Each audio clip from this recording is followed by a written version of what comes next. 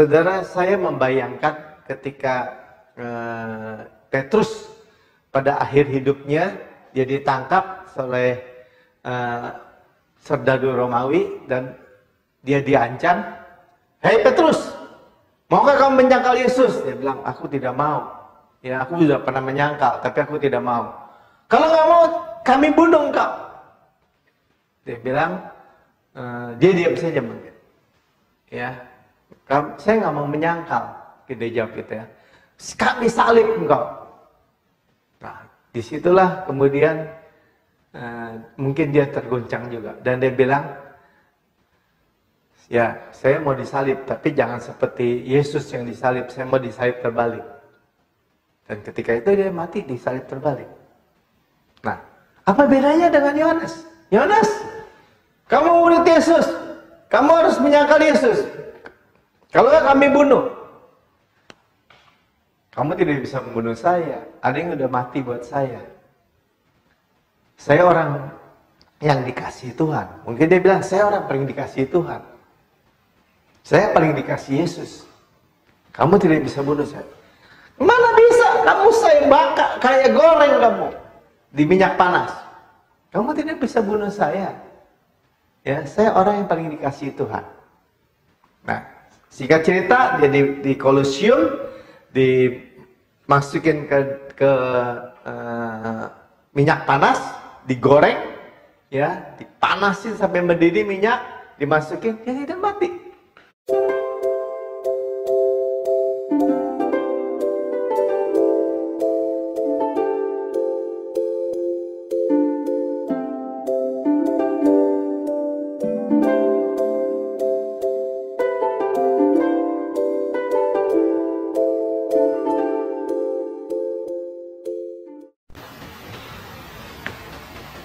Ya, Shalom. Jumpa lagi dengan saya, Pendeta Melkisedek Tanok, dalam tayangan Kita Adalah Ciptaan Baru. Yang lama sudah berlalu, sesungguhnya yang baru sudah datang. Dalam judul kabar baik hari ini, lanjutan dari bagian yang pertama, saya paling dikasihi Tuhan. Ya, bagian yang kedua, judulnya Yohanes tidak dapat dibunuh. Ya, saudara bisa mencatat ayat-ayatnya di dalam Yohanes 20 ayat 1 sampai 10, Yohanes 21 ayat 4 sampai 7, Yohanes 21 ayat 20 sampai 23. Jadi Yohanes 21 sampai 10, Yohanes 21 4 sampai 7, Yohanes 21 20 sampai 23. Ya, bahwa ini tentang kasihnya, kasih Tuhan kepada kita, bukan tentang kasih kita kepada Tuhan.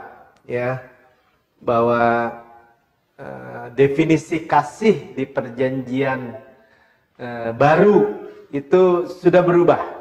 Ya, kalau di dalam perjanjian lama tentu banyak orang mengquote ya.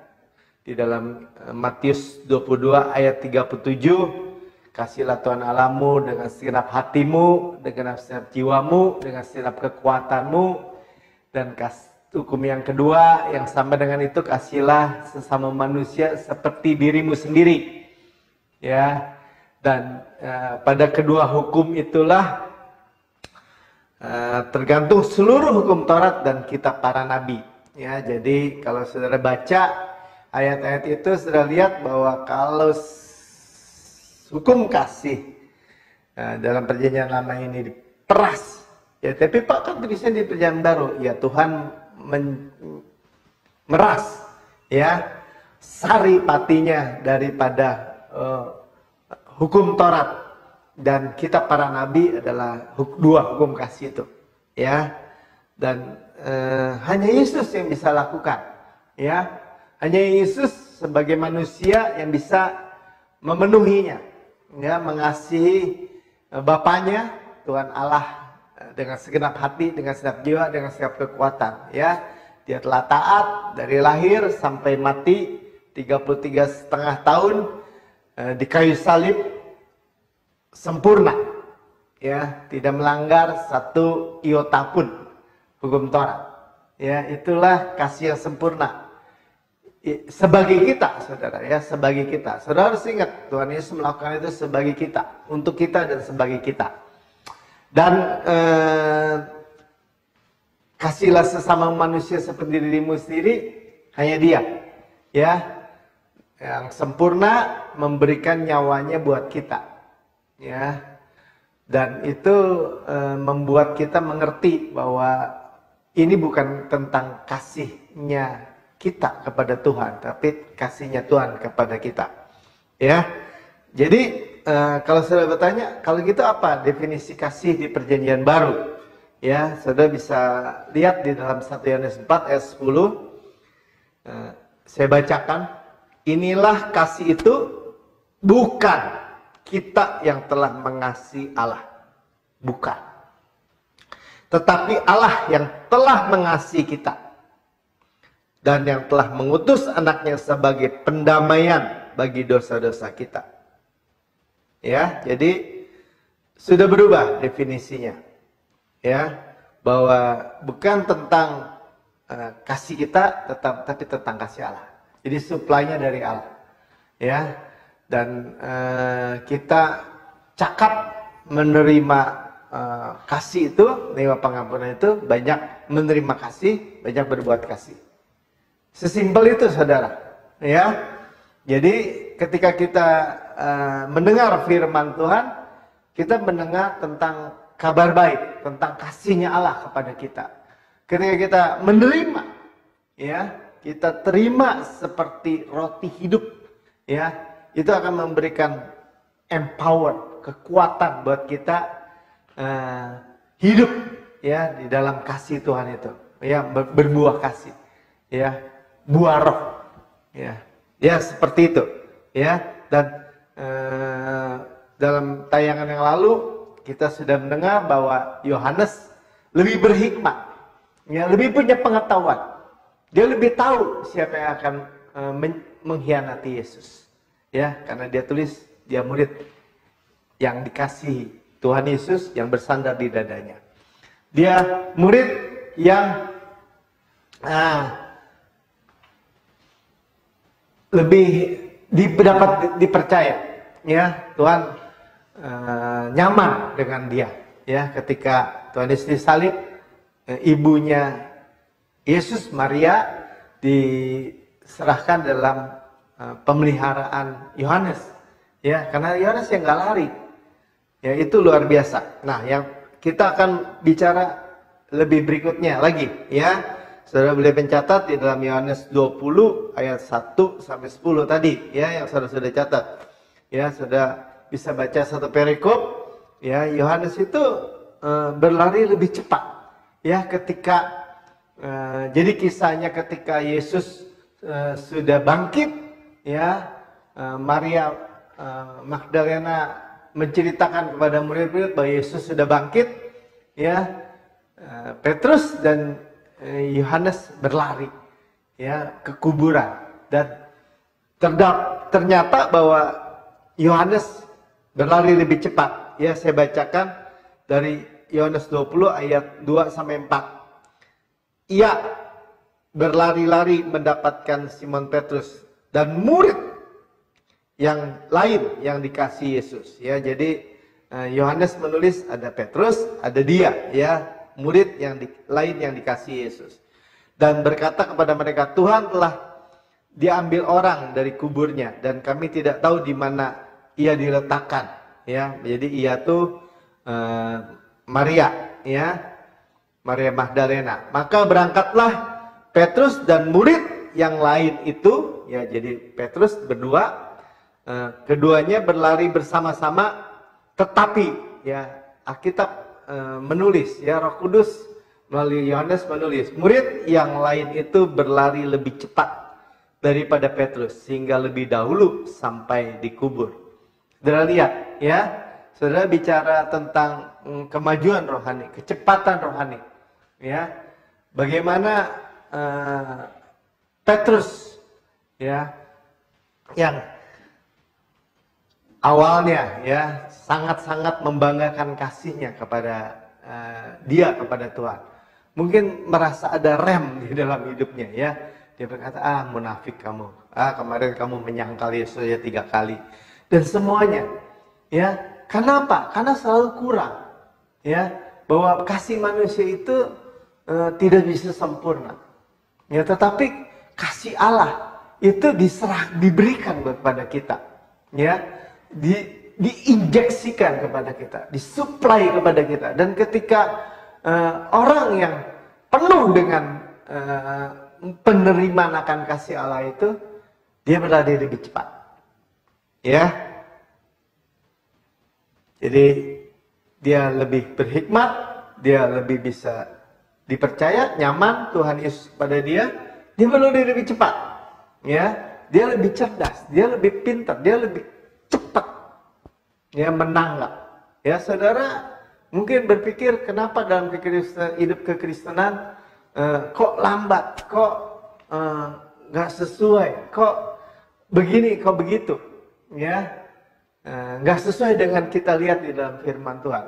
Nah, kemudian orang mulai menurunkan biasanya standar kebenaran itu, ya, oh nggak bisa sehat terus, oh nggak bisa, Tuhan nggak kasih kita kemakmuran atau kekayaan, oh ya itu pikul salib, sedang diturunkan standarnya, ya. Padahal tidak seperti itu, ya. Nah, yang keempat adalah Yohanes mengenal Tuhan lebih dulu, ya. Setelah Yesus bangkit, dia menunjukkan dirinya kepada murid-muridnya beberapa kali, dan kemudian di Danau Laut Galilea, ya, ketika Yesus menyatakan dirinya, menampakkan dirinya kepada murid-murid yang sedang mencari ikan, semalam-malaman tidak dapat, ya, dia udah siapkan sarapan, dan Tuhan Yesus menyapa, ya, anak-anak ada makanan enggak? Yohanes yang tahu. Itu Tuhan. Ya, saya bacakan aja ayat 7-nya. Maka murid yang dikasihi Yesus, ya, sekali lagi Yohanes menulis tentang dirinya, murid yang dikasihi Yesus, berkata kepada Petrus, itu Tuhan. Ya, dan ketika Petrus mendengar bahwa itu adalah Tuhan, maka ia mengenakan pakaiannya, sebab ia tidak berpakaian, lalu terjun ke dalam danau. Ya, sudah lihat, ya, mata penglihatan, ya, mata rohani kita, pandangan kita tentang firman, tentang Tuhan, itu lebih dulu mengerti. Saudara, ini luar biasa, ya. Ketika kita menyadari justru kasih Tuhan kepada kita, kita bisa dicelikan, melihat tentang Yesus, ya. Kalau saudara bisa memandang Yesus, saudara dan saya diubahkan dari kemuliaan kepada kemuliaan semakin besar. Ketika kita bisa memandang Yesus, ya, bahwa dia itu penyembuh, ya, apapun penyakit kita disembuhkan, karena kita bisa melihat ular tembaga di pada kayu salib yang seperti yang ditinggikan Musa.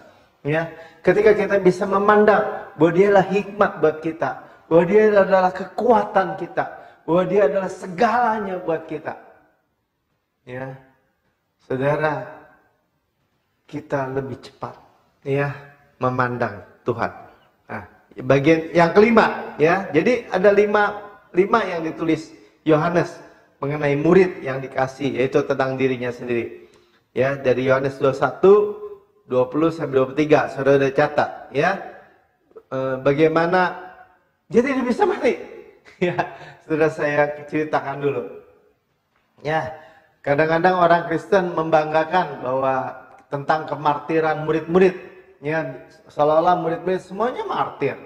Ya, makanya kita harus martir, atau seolah-olah dengan martir itulah mempunyai nilai tambah sebagai pengikut Yesus. Saudara, saya akan memberikan penjelasan di tempat ini, ya, bahwa saya baca aja dulu ayat 20-nya. Ketika Petrus berpaling, ia melihat bahwa murid yang dikasihi Yesus, walaupun Petrus yang ngomong, tetapi Yohanes yang menulis, ya. Sedang mengikuti mereka, yaitu murid, pada waktu mereka sedang makan bersama, duduk dekat Yesus dan berkata, Tuhan, siapakah yang akan menyerahkan engkau? Berarti Yohanes yang duduk bersandar dekat di dada Yesus. Ya, 21. Tetapi Petrus melihat murid itu, ya, melihat Yohanes, ia berkata kepada Yesus, Tuhan, apakah yang akan terjadi dengan dia ini? Ya, ayat 22, jawab Yesus, jikalau aku menghendaki supaya ia tetap tinggal, ya, supaya ia tinggal hidup sampai aku datang, itu bukan urusanmu, tapi engkau ikutlah aku. Ya, Tuhan bisa menyatakan kalau dia mau hidup terus selama-lamanya, ya, di bumi ini, yang nggak pakai lihat kematian, bukan urusanmu Petrus. Ya, maka tersebarlah itu bertiga bahwa di antara saudara-saudaranya bahwa murid itu tidak akan mati.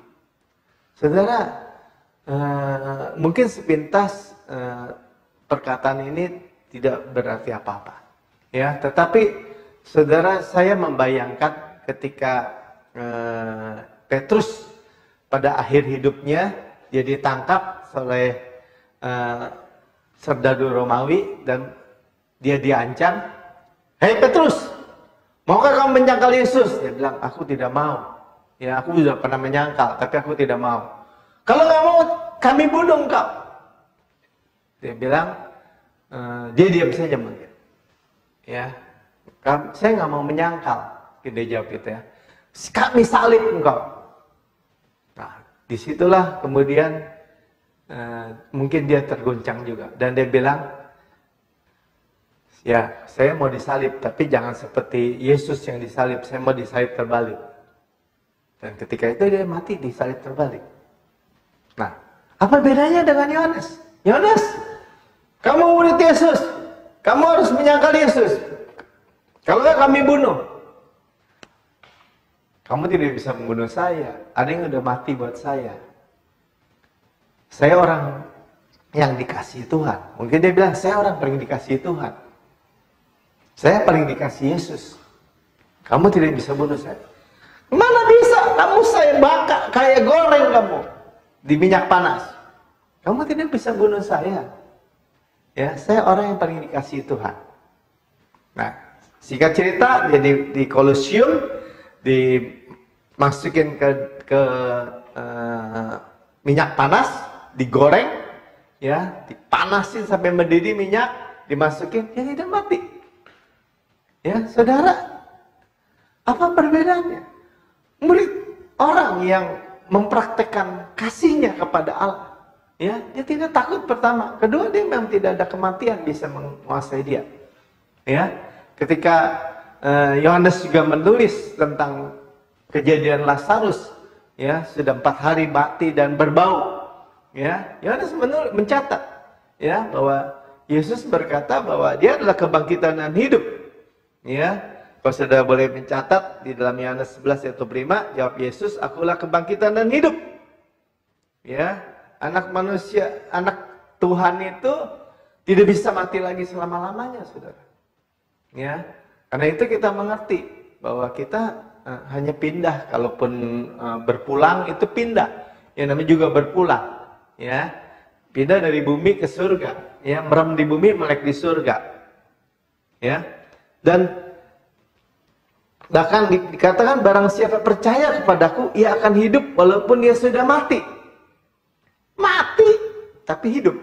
Ya, karena tidak bisa mati lagi, saudara, ya. Ayat 26, dan setiap orang yang hidup. Nah, ini lebih hebat lagi, ya. Bahwa setiap kita, ya, yang percaya kepadaku, karena kita masih bernapas, kita masih hidup, ya, percaya. Karena Allah lah yang mensuplai, Allah lah yang akan memenuhi segala kebutuhan kita menurut kekayaan dan kemuliaannya. Ya, Allah yang mensuplai segala sesuatu. Ya, Filipi 4 ayat 19 katakan, Allahku akan suplai segala sesuatu, segala keperluanmu menurut kekayaan dan kemuliaannya. His riches in glory, ya, bahwa kemuliaannya, kekayaan kemuliaannya dalam Kristus Yesus. Ya, jadi kita berhenti lah, ya, mencoba mengasihi Tuhan, ya, dan biarkan Tuhan yang mengasihi kita. Terima kasih Tuhan, ya, kesadaran dikasih Bapa, ya, the love of the Father, itu membuat kita tuh bebas dari dosa juga. Dosa nggak berkuasa. Keinginan mata, gangguan hidup itu copot, lepas dari kehidupan kita. Sudah lihat, ya, bukannya supply kita kepada Tuhan, tapi supply Tuhan kepada kita. Saya akan lihat bahwa rahasia Yohanes, ya, bahwa kecintaan, dia menyadari, ya, kesadaran akan kecintaan Tuhan kepada dia, membuat dia lebih berhikmat, membuat Yesus lebih nyaman kepada dia, membuat dia berlari lebih cepat, dia mengenali Tuhan Yesus lebih dulu, ya, dan dia tidak bisa mati, ya. Tuhan Yohanes di Pulau Patmos akhirnya dibuang, ya, orang bilang, oh, sengsara. Enggak, saudara, ya, dia bisa melihat surga, dia menulis kitab Wahyu, ya, saudara lihat, dia hidup dengan penuh dari Tuhan, ya.